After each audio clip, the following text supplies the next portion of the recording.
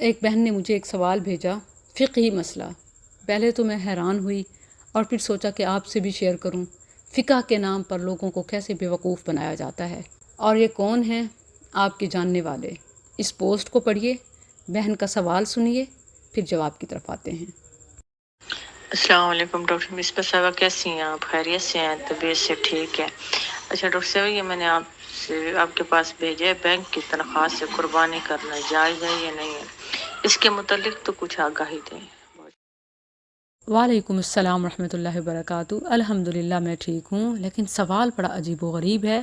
اس حوالے سے نہیں کہ حرام مال کی قبولیت میں کوئی شک ہے، کیونکہ یہ بات متفق کا ہے کہ حرام مال سے اللہ کچھ بھی قبول نہیں کرتا، خواہ وہ صدقہ ہے، زکوٰۃ ہے، خیرات ہے، قربانی ہے، حج ہے، کچھ بھی۔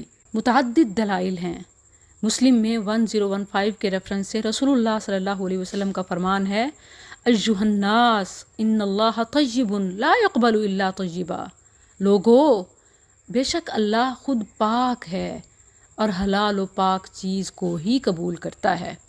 یعنی قبولیت کا اللہ کے ہاں جو معیار ہے وہ حلال ہے۔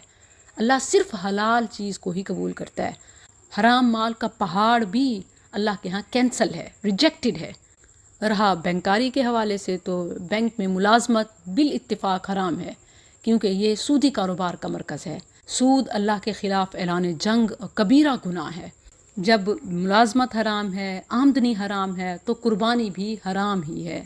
فتویٰ تو یہ دینا چاہیے کہ ایسی کمائی حرام ہے تو قربانی بھی قبول نہیں، بس فل سٹاپ۔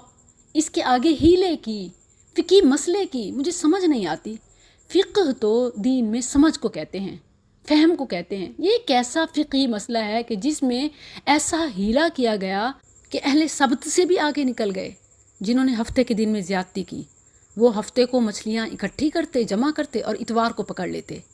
انہوں نے کہا اب چونکہ بینک کی آمدنی حرام ہے، قربانی قبول نہیں، قربانی کرنے کے لیے کسی حلال آمدنی والے دوست سے قرضہ لیں، اس سے قربانی کریں، اور پھر ظاہر ہے کہ ادائیگی کہاں سے ہوگی؟